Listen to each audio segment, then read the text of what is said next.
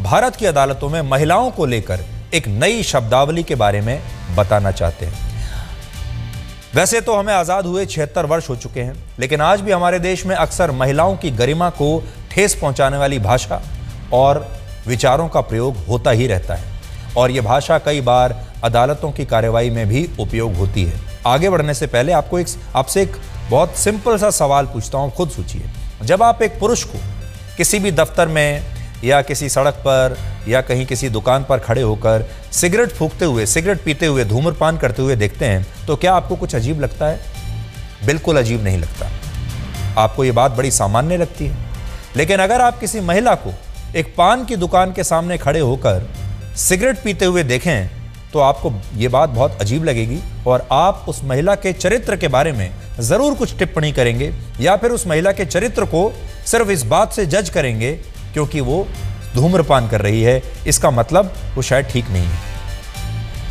अब supreme court ने ऐसे रूढ़िवादी शब्दों और विचारों को बदलकर एक नई हैंडबुक तैयार की है, ताकि महिलाओं के लिए खास तौर पर अदालतों में अपमानजनक शब्दों का प्रयोग होना हमेशा के लिए बंद हो जाए।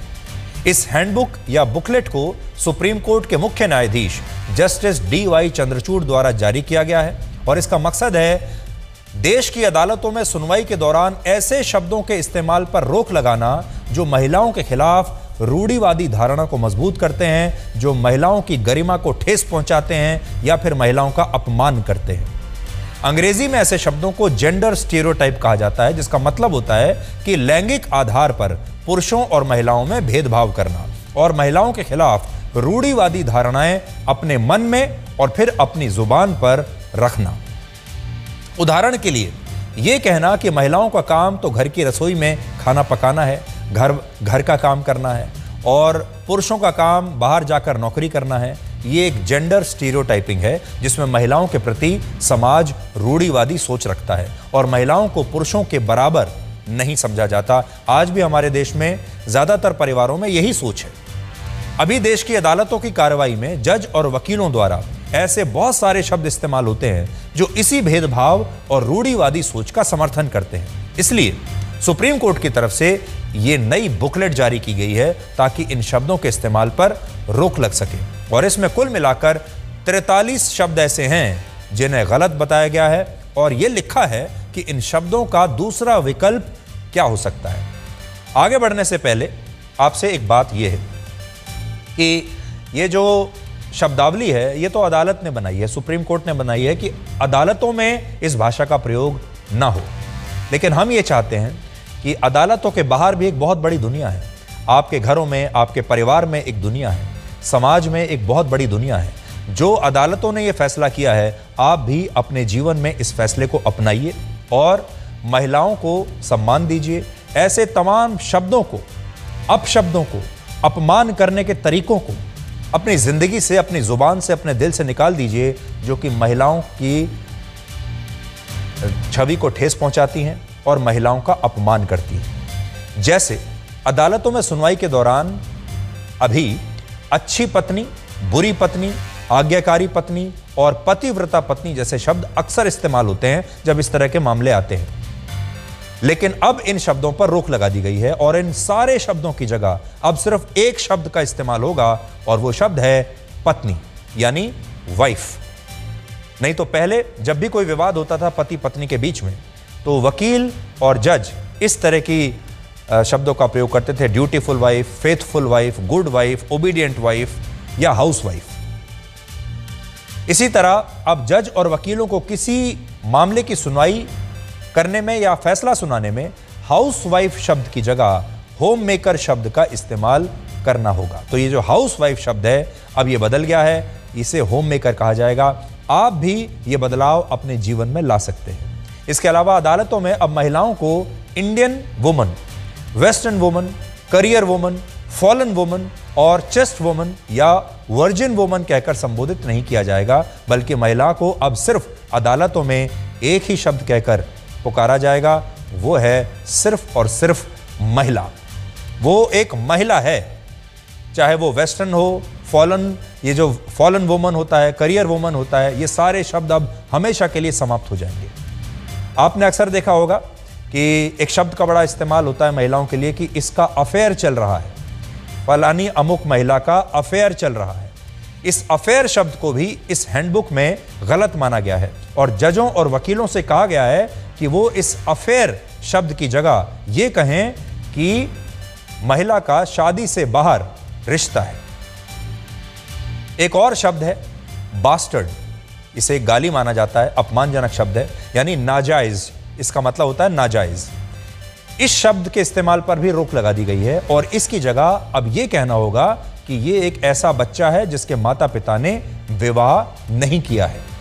इसी तरह ईव टीजिंग यानी छेड़छाड़ के लिए स्ट्रीट सेक्सुअल हैरेसमेंट शब्द का इस्तेमाल होगा और फोर्सिबल रेप को सिर्फ रेप कहा जाएगा और मैरिजेबल एज की जगह जज और वकीलों को यह कहना होगा कि उक्त महिला जिसकी कानून के हिसाब से शादी योग्य उम्र हो गई है, यह कहा जाएगा।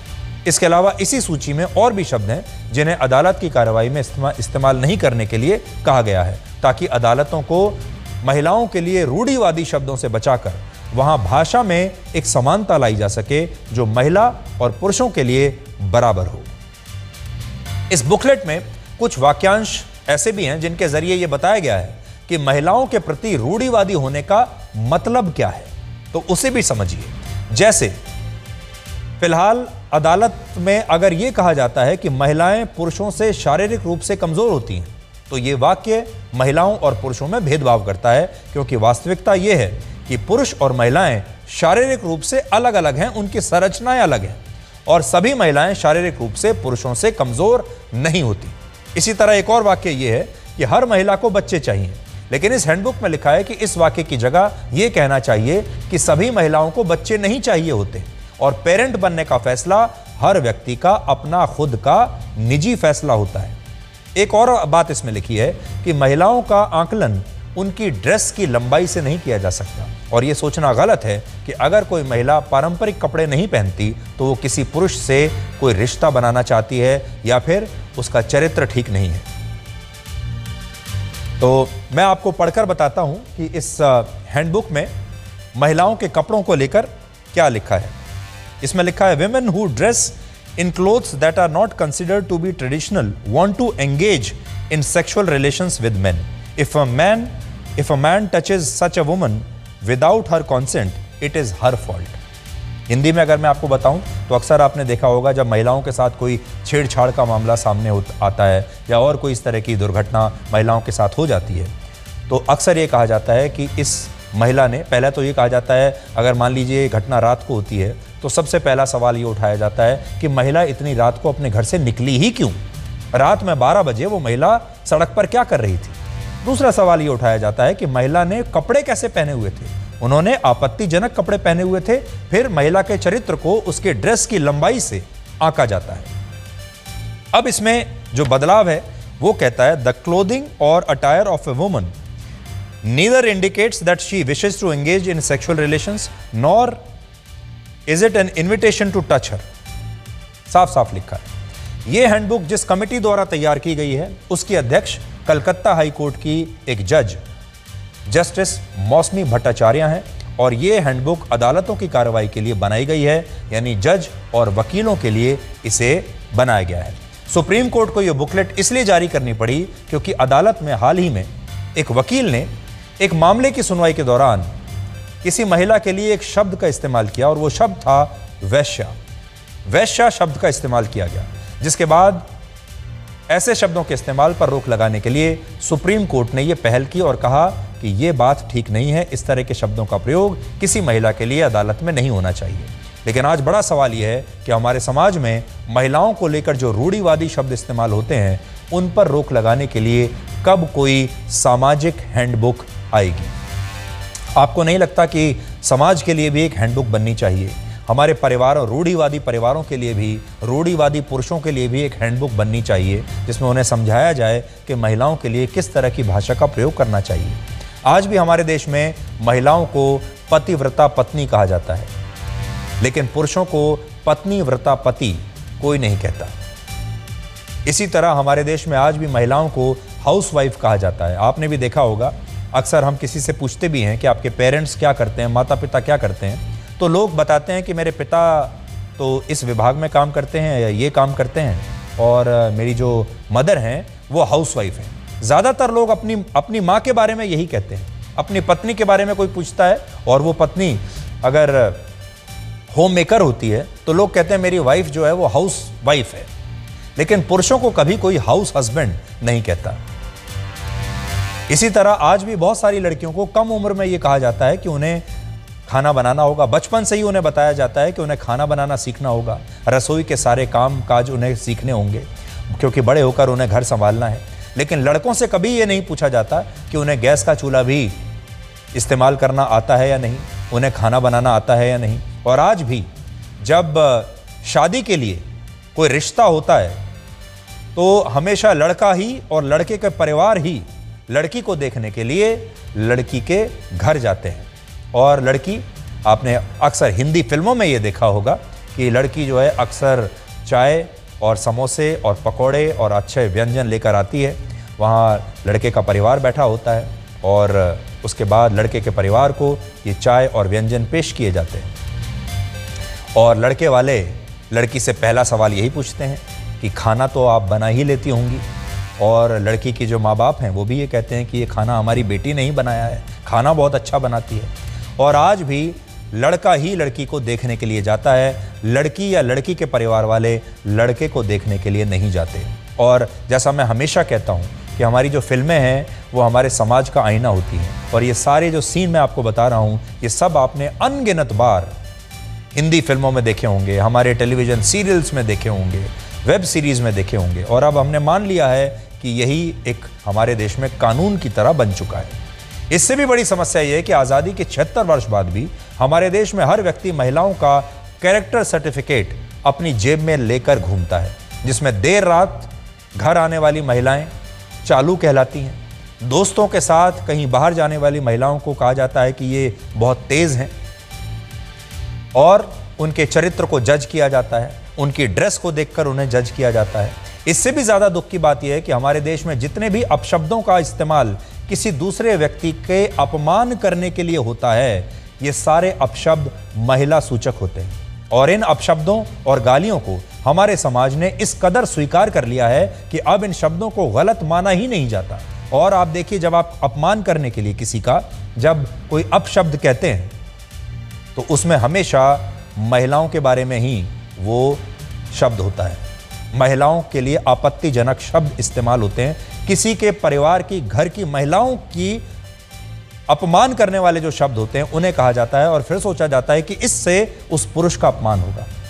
या तो आप उसकी बहन का अपमान कीजिए या उसकी माँ का अपमान कीजिए, और ये अपशब्द माने जाते हैं। और ये आज भी हो रहा है, यानी किसी का अपमान करने के लिए महिलाओं का प्रयोग किया जाता है। इसलिए आज इस पर भी सुप्रीम कोर्ट को और हमारे देश की सरकारों को सोचना चाहिए, लेकिन उससे भी ज़्यादा हमारे देश के लोगों को सोचना चाहिए, हमारे देश के पुरुषों को सोचना चाहिए और हमारे देश में जो रूढ़िवादी परिवार हैं उन्हें सोचना चाहिए। इसलिए ख़ास तौर पर आज जो हमने विश्लेषण किया है कि हमारे देश की महिलाओं के लिए क्या है, लड़कियों के लिए क्या है, छोटी बच्चियों के लिए क्या है। एक बड़े मशहूर लेखक थे जिनका नाम है सआदत हसन मंटो। मंटो ने एक बार कहा था कि सिगरेट पीने से महिलाओं के भी फेफड़े ही खराब होते हैं, चरित्र नहीं। तो ये बात उन लोगों को खास तौर पर याद रखनी चाहिए जो महिलाओं के प्रति रूढ़िवादी सोच और एक विशेष धारणा रखते हैं।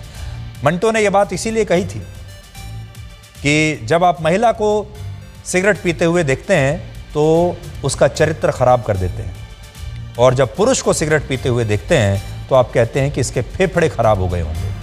तो सिगरेट पीने से महिलाओं के भी फेफड़े ही खराब होते हैं, चरित्र नहीं।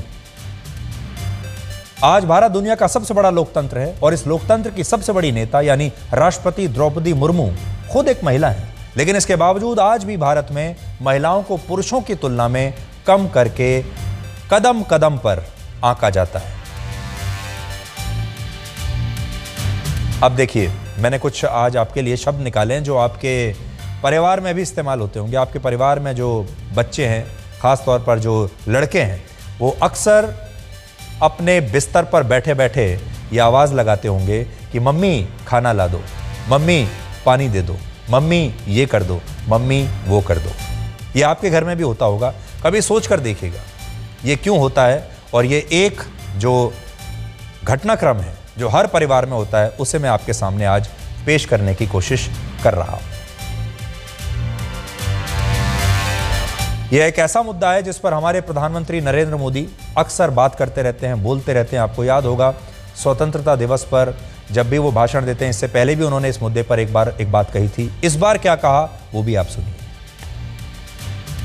और मैं भारत के सुप्रीम कोर्ट का भी धन्यवाद करता हूं कि भारत की सुप्रीम कोर्ट ने कहा है कि आप जो जजमेंट देंगे उसका जो ऑपरेटिव पार्ट होगा वो जो अदालत में आया है उसकी भाषा में उसको उपलब्ध होगा।